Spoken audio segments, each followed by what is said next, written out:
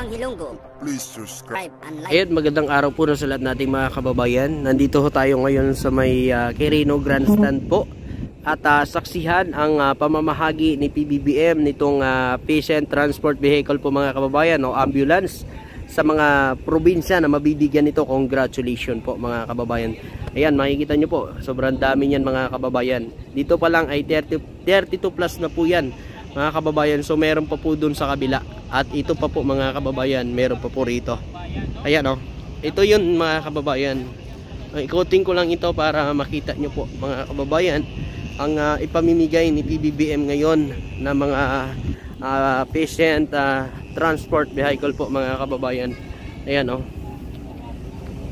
Ayan, so iyan po yung loob, tingnan natin. Silipin natin yung loob mga kababayan. Ayan o. So meron siyang oxygen, stretcher at regulator, tsaka mga gamit mga kababayan. Kompleto po mga kababayan ang loob ng ano nito, ambulance. So sa mga ordinaryo, yung mga dati pa, hindi ko katulad na ngayon. Napakaganda kasi meron siya mga gamit talaga sa loob. Hindi po katulad dati. Ibang iba ito ngayon mga kababayan.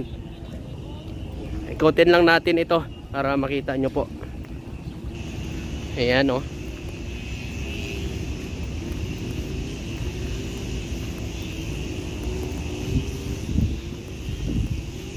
Good job PBBM. At congratulations sa mga probinsya na mabibigyan po ng patient transport vehicle o ambulance na ito mga kababayan. At ito naman po ay buong Pilipinas po ang bibigyan nito ni PBBM mga kababayan. Hindi lang isang probinsya lang, kundi buong Pilipinas po. Ayon pa nga sa nakalat nating impormasyon ay dalawa bawat isang bayan mga kababayan ang ibibigay ni PBBM. So ito naman yung nasa kabila. Yan. Oh, yan po. At yan mamaya magsasalita po si PBBM mga kababayan. Grabe na mga kababayan, ano.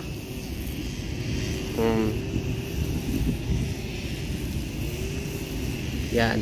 Congratulations na lang talaga sa mga nabigyan nito mga kababayan. Yan. Ito yung Quirino Grandstand. Dito tayo sa Quirino Grandstand po.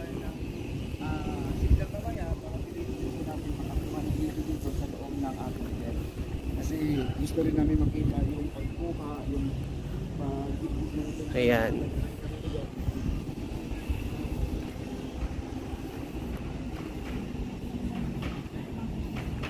R. Marcos Jr. Salita yan.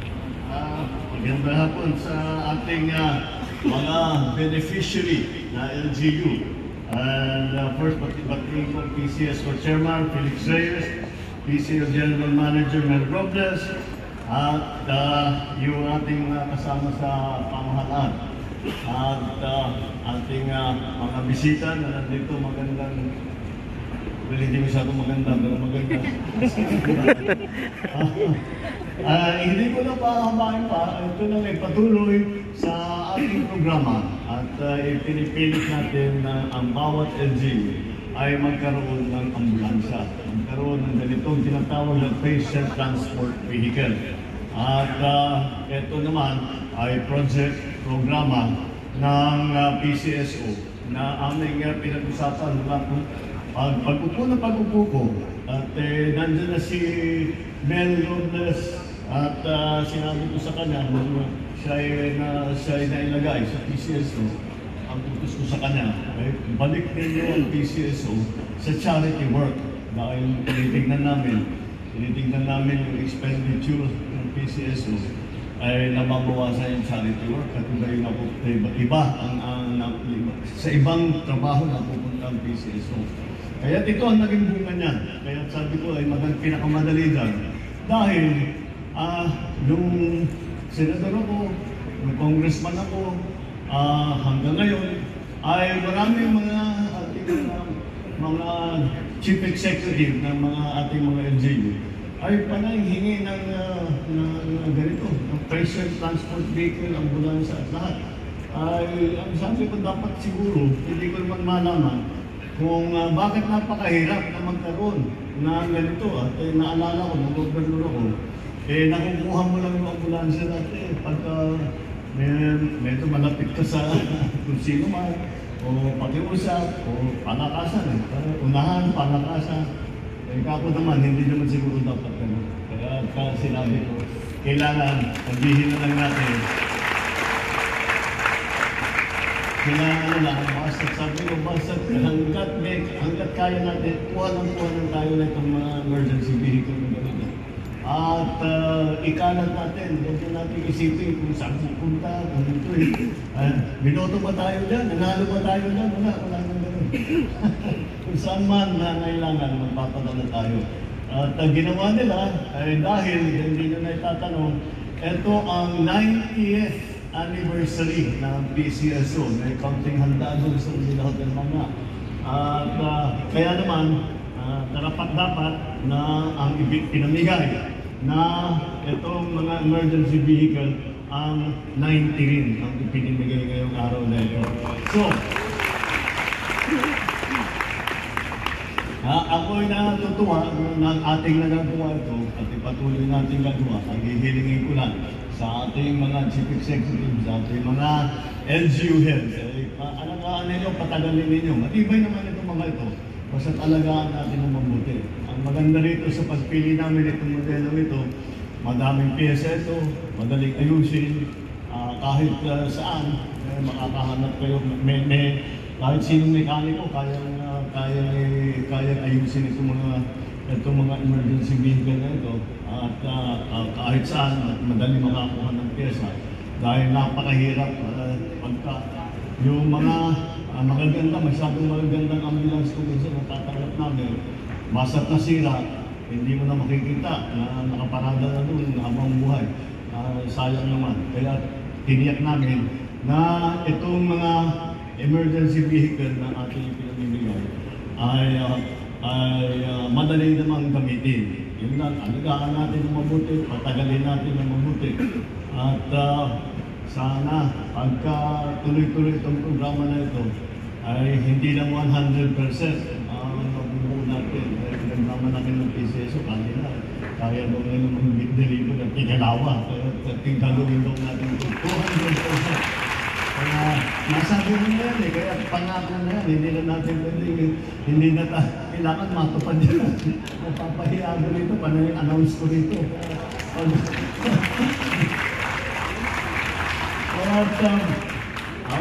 At ulit, ako ay natutuwa na aming nagagawa ito na ang ating mga LGU ay hindi na nahihirapan.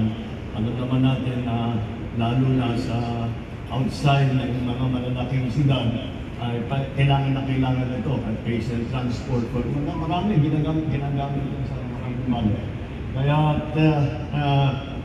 magpasalamat tayo sa PCSO sa kanyang patuloy na trabaho para sa pag-deliver ng mga emergency vehicle at ipagpatuloy natin itong programa nito.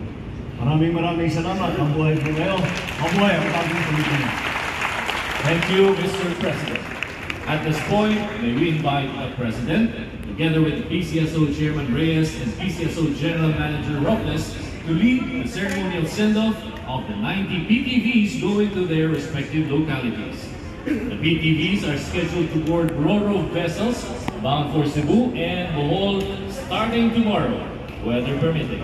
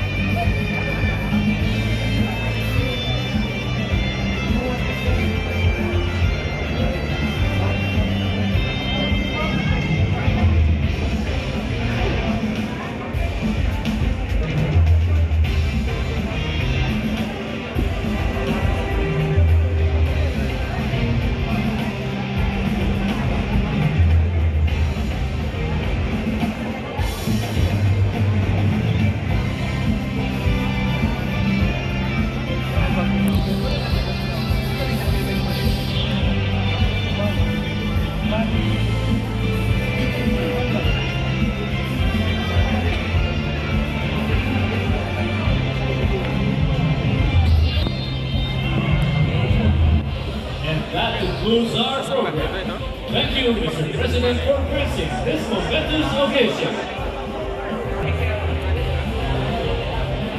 Once again, the President of the Republic of the Philippines, His Excellency Ferdinand R. Marcos Jr.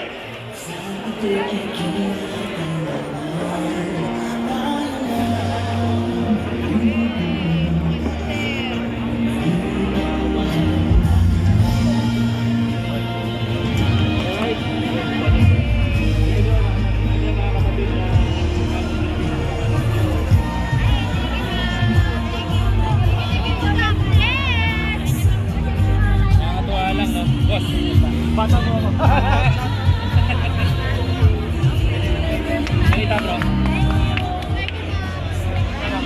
we request everyone to please remain seated until the President has left the venue. Kindly remain seated, ladies and gentlemen. Again, I request everyone to please remain seated